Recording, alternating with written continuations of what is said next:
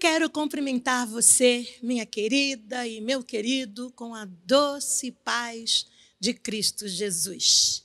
Que bom estarmos juntos para refletirmos sobre as Escrituras, sobre a vida, sobre os conselhos tão importantes e tão bem-vindos do nosso amado Cristo. Então, eu quero convidar você para abrir e acompanhar comigo a leitura desse texto que se encontra na segunda carta que Paulo escreveu aos Coríntios, capítulo de número 4. Leremos a partir do versículo de número 1. Dizem assim as Escrituras: portanto, visto que temos este ministério pela misericórdia que nos foi dada, não desanimamos. Antes, renunciamos aos procedimentos secretos e vergonhosos. Não usamos de engano, nem torcemos a palavra de Deus. Ao contrário, mediante a clara exposição da verdade, recomendamo-nos à consciência de todos diante de Deus. Mas, se o nosso evangelho está encoberto, para os que estão perecendo é que está encoberto. O Deus desta era cegou o entendimento dos descrentes, para que não vejam a luz do evangelho da glória de Cristo, que é a imagem de Deus. Mas não pregamos a nós mesmos, mas a Jesus Cristo, o Senhor, e a nós, como escravos de vocês, por causa de Jesus. Pois Deus que disse, das trevas resplandeça a luz, Ele mesmo brilhou em nossos corações para a iluminação do conhecimento da glória de Deus na face de Cristo. Mas temos esse tesouro em vasos de barro para mostrar que este poder, que a tudo excede, provém de Deus e não de nós. De todos os lados somos pressionados, mas não desanimados. Ficamos perplexos, mas não desesperados. Somos perseguidos, mas não abandonados. Abatidos, mas não destruídos. Até aqui temos lido esta porção das Escrituras. E, Pai querido, é tão bom, Senhor, esse privilégio que temos de nos debruçarmos sobre as Escrituras e recebermos de Ti orientação, ensino, ânimo, força, renovo, esperança, porque o Senhor fala conosco, o Senhor tem prazer em nos tocar, em falar conosco, em nos animar. E nós recebemos este teu envolvimento, Senhor, com toda alegria e com muita gratidão no nosso coração. Em nome de Cristo Jesus. Amém e amém. Queridas e queridos, eu pensei em visitar com vocês hoje uma virtude que julgo de vital importância para todo ser humano, seja ele religioso ou não. Principalmente no momento que vivemos em nosso mundo, em nosso país, na vida. Eu penso ser necessário trazer essa virtude sempre à mente. Eu estou falando da perseverança. Uma das características que acompanha a vida de uma pessoa, digamos, bem resolvida na existência. Afirmamos isso porque é a perseverança que impede que uma pessoa desista de seus projetos de vida, de seus sonhos, de sua fé. A pessoa perseverante se mantém ativa, se mantém determinada. São as pessoas perseverantes, por exemplo, que encaram 4, 5, até mais anos de banco de uma faculdade para terem a formação acadêmica desejada, para fazerem cursos que as ajudarão no exercício de suas profissões. Então eu penso que para tudo que fazemos na vida, esta seja uma importante chave. Perseverança. Sem ela, eu e você corremos o risco de nos paralisarmos na existência. Sem a perseverança, paramos de sonhar, interrompemos projetos bonitos, não investimos na família, no trabalho, em nossos relacionamentos, sejam fraternos, sejam amorosos. Não investimos nas amizades, não investimos até mesmo nas nossas comunidades de fé. Quantos abandonam a sua igreja, deixando de investir nela? Investir seu tempo, investir dinheiro, investir tempo de oração, tempo de envolvimento. São as pessoas perseverantes que não abandonam o barco da vida quando as coisas não vão bem. Não se entregam à apatia, à tristeza. Podem ser visitadas pela tristeza, pela dor, mas não se entregam.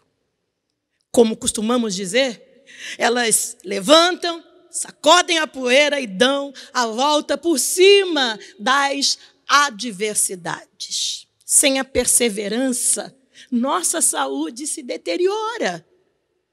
Temos que perseverar no cuidado com a nossa saúde. Sem a perseverança, nossos dentes se estragam. Não persevere, não, na escovação e limpeza diária dos dentes e você verá o dia de ficar banguelo chegar rapidinho. Não persevere em trabalhar, não. Coma o pão da preguiça para ver logo, logo as ruas receberem mais um morador, mais um pedinte. O dicionário define a palavra perseverança como continuar, persistir, fazer durar, ser constante, permanecer. E um cristão deve possuir essa característica de persistência. Porque essa era a característica do Cristo, uma delas, das muitas características do Mestre. Jesus ensinou perseverança porque são os vencedores que nunca desistem. Porque os que desistem nunca vencem. Eu aprendo muito com Paulo sobre ser persistente para conseguir viver a vida que Deus sonhou para mim. E eu penso que na lista das pessoas às quais dor nenhuma, sofrimento nenhum tiveram o poder de paralisar, certamente está Paulo. Nesta lista, o nome de Paulo aparece. Quantas pessoas param com tudo quando surgem as tribulações, uma situação difícil, doída? Quanta gente desiste dos projetos quando eles demoram um pouco a se concretizarem? Quando as pessoas se tornam alvo de fofocas? Quanta gente desiste quando se percebe traída, perseguida no ambiente de trabalho, na escola, na vizinhança? E pior, quanta gente se sente abandonada por Deus, ou desiste até da caminhada com Deus, porque está com a alma abatida, passando por dores, por perdas, ou porque não vê as coisas em que está envolvido prosperando do jeito que imagina prosperidade. Não sejamos assim. Vamos lutar contra este sentimento, lembrando do que lemos nos versículos 8 a 9 do texto. De todos os lados somos pressionados, mas nunca desanimados, nunca desesperados, nunca destruídos. Em outras palavras, Paulo estava dizendo o seguinte: muitas vezes eu sou sim atribulado, mas eu não deixo a angústia tomar conta de mim. Eu fico sim perplexo, espantado, mas eu não me deixo desanimar. Eu sou perseguido, mas não sou desamparado. Meu coração fica assim abatido, mas nada, nem ninguém tem o poder de me destruir. Ou seja, quando as situações estão além das minhas forças, eu não desisto, dizia Paulo. Quando estão além da minha capacidade, eu não desisto. Quando estão impossíveis, eu não desisto. Eu busco e obtenho força e persistência em Deus, meu Salvador. Qual era o segredo de Paulo? Como ele alimentava a capacidade de aguentar a pressão de uma vida tão atribulada como a que ele viveu? Cheia de dor, de perseguição, de prisões, de açoites, quase até a morte. Como ele aguentava tudo isso? Ele não era um super-homem, era do tipo humano, como eu, como você. Ele fazia algo que eu e você podemos fazer também, para sermos vitoriosos em nosso viver. Paulo buscava conhecimento de Deus, pois ele acreditava no que diziam as Escrituras. E conhecereis a verdade, e a verdade vos libertará. O que Paulo aprendia sobre Deus era o que o mantinha ativo, forte, persistente. O conhecimento de Deus era o seu segredo. E eu creio que esse segredo de Paulo se apoiava em pelo menos duas certezas. A primeira delas é que ele sabia, porque sabia, que o amor e a misericórdia de Deus estavam sempre presentes na sua vida. E ele trazia sempre na sua memória a misericórdia, o amor de Deus. Estavam sempre presentes em sua memória. Na segunda carta que ele escreveu aos Coríntios, capítulo 4, versículo 1, nós lemos: portanto, visto que temos este ministério, pela misericórdia que nos foi dada, não desanimamos. A qual ministério Paulo se referia? Ao ministério de todos os cristãos.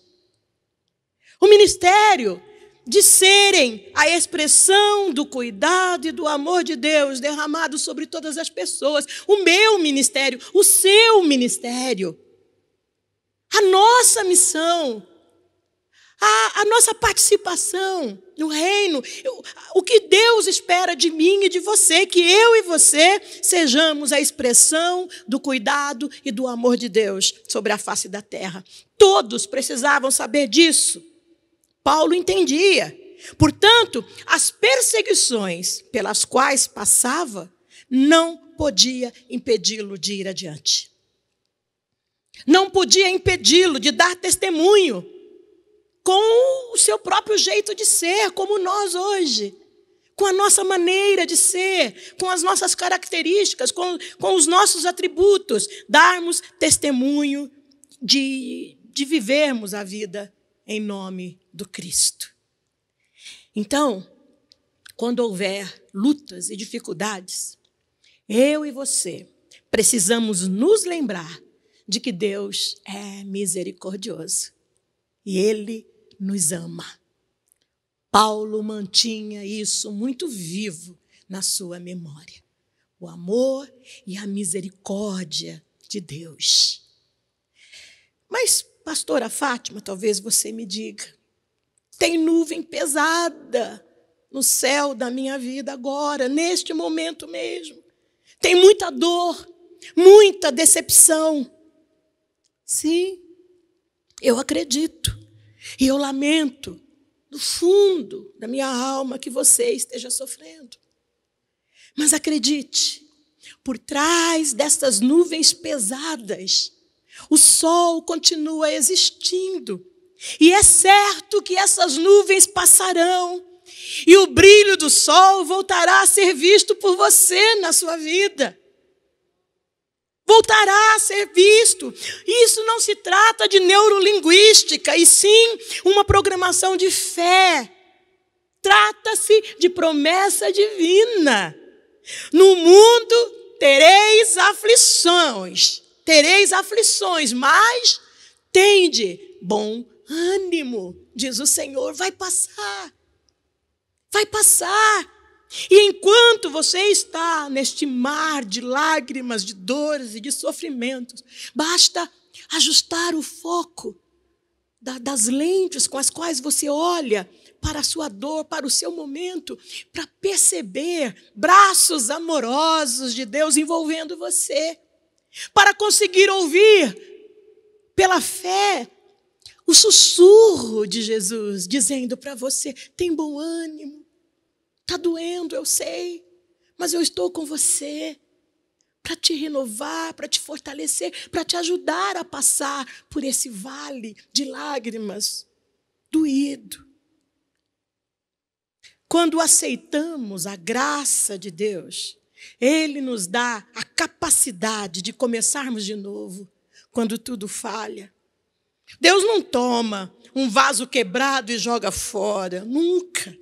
Se falharmos, se quebrarmos e buscarmos seus conselhos, sua misericórdia nos abraça.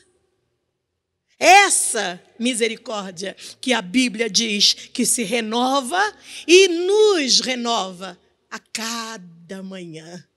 Confiemos nela, confiemos nessa presença. Paulo aprendeu bem isso e trazia vivo na sua memória o amor e a misericórdia de Deus para com ele.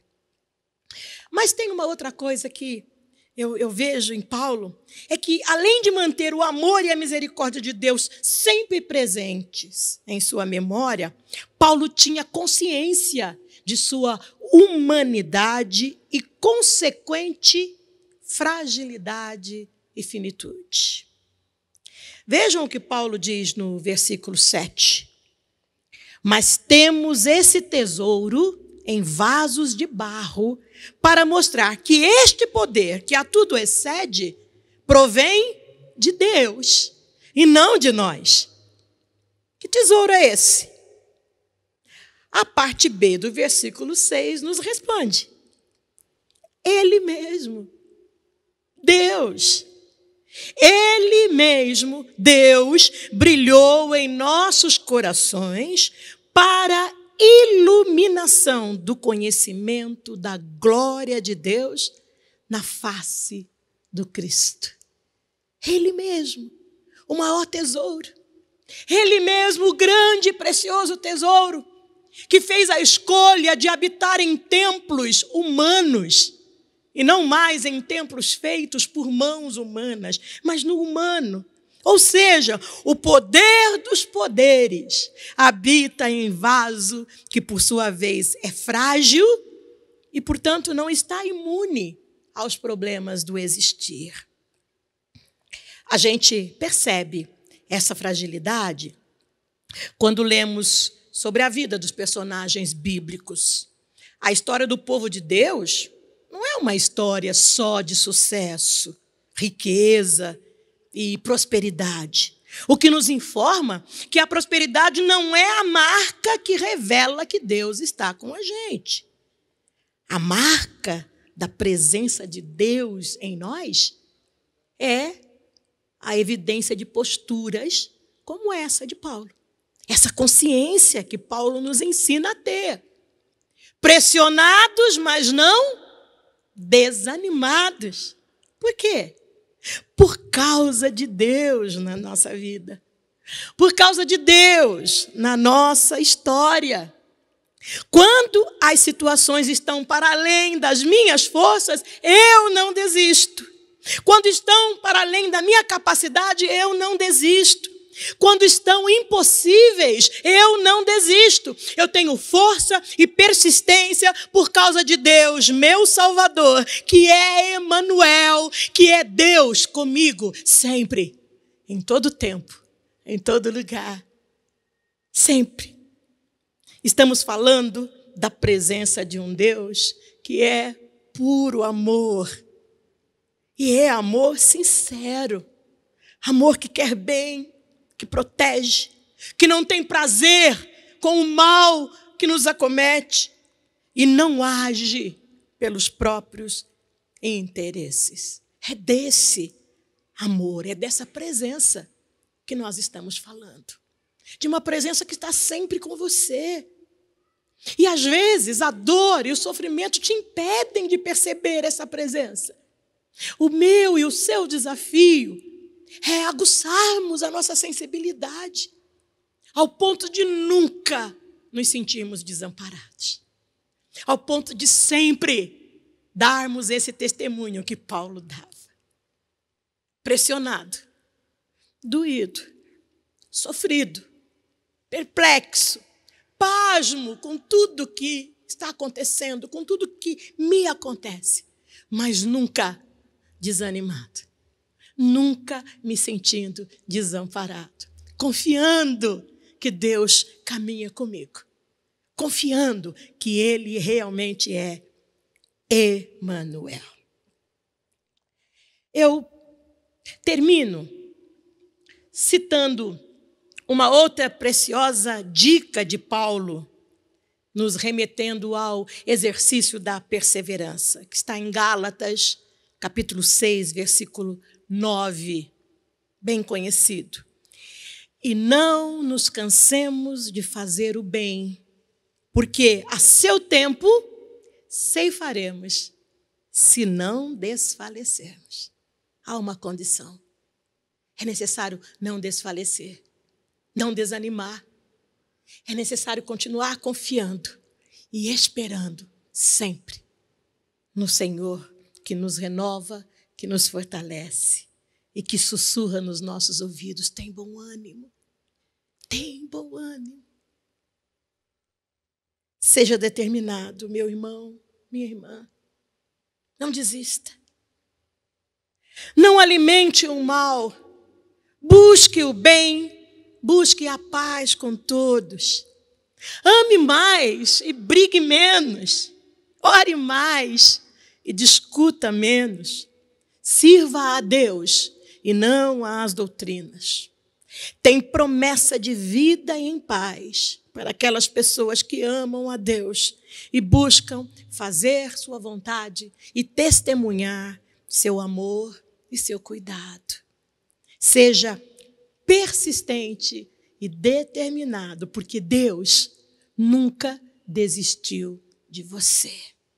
Logo, não desista de amar a Deus, de amar a vida, de amar as pessoas. Não desista dos seus alvos, dos seus sonhos. Não desista da sua comunidade, porque a sua comunidade também não desiste de você. E eu aproveito aqui para dizer isso. Eu louvo a Deus por nossa comunidade, por nossa Betesda. Ela nunca desistiu de mim, ela não desiste de você. Ela continua se esforçando para online continuar enchendo o seu coração de esperança, de vida, da certeza do Deus da vida na sua vida. Não desista dela. Continue a investir, continue a orar por seus pastores, continue a orar por sua comunidade, continue a chegar junto. Não desista, não pare. Tudo na sua vida pode mudar hoje mesmo, em nome de Cristo Jesus.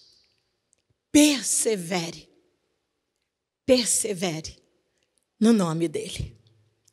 Que assim seja, na minha e na sua vida, meu querido e minha querida. Vamos orar? Pai amado, querido Jesus, neste tempo em que estivemos pensando sobre essa virtude tão importante na nossa vida, na nossa caminhada, eu sei que algumas pessoas podem ter se percebido desanimadas, abatidas, desesperançadas até. Mas eu sei, Senhor, que a Tua palavra é viva e eficaz. Ela nos visita, ela nos toca, ela nos transforma, ela nos convence da justiça, ela nos convence das coisas que o Senhor deseja nos ensinar. Então, eu sei que neste momento, Pai, a Tua presença está sendo percebida na vida desse querido ou dessa querida que necessita sentir profundamente essa tua presença. Muito obrigada por isso, Senhor, porque Tu és um Deus que não precisa ser acionado. Tu és um Deus que tem prazer em se derramar, em visitar, em enxugar lágrimas, em tocar os corações, em renovar, em mudar histórias, em refazer histórias. O Senhor tem prazer. E a nossa história contigo sempre foi assim. A história de um Deus buscando o homem, buscando a mulher, buscando os filhos amados. É na tua direção para nós. Então eu fico tranquila com isso, Senhor, porque eu não preciso pedir. Eu já sei de antemão que antes mesmo que as palavras saiam da minha mente e cheguem à minha boca, o Senhor já conhece as minhas necessidades, os desejos do meu coração. E como um pai amoroso e bom, o Senhor já se apressa em socorrer, em atender, em renovar e em fortalecer. Eu sou tão grata por esse teu cuidado, por esse teu carinho com a minha vida e com a vida de meus irmãos e de minhas irmãs. Muito obrigada, Senhor, porque eu sei que a presença do teu Santo Espírito na vida de cada um de nós nos ajudará sempre a perseverarmos na fé, no amor e na confiança na tua misericórdia. Em nome e pelo amor de Cristo Jesus, que eu oro e por tudo, Senhor, eu agradeço. Amém e amém. Vamos nos despedir com a bênção apostólica, essa bênção que os apóstolos nos ensinaram. Que o amor de Deus, o nosso Pai, que a graça redentora de Cristo Jesus e a doce consolação do Espírito Santo de Deus esteja sempre conosco, sejam sempre percebidos pelo teu Espírito, pela tua mente, pelo teu coração, minha querida e meu querido, até que a volta do amado das nossas almas esteja na consciência de todo ser humano que persevera em nome do Cristo. Amém e amém.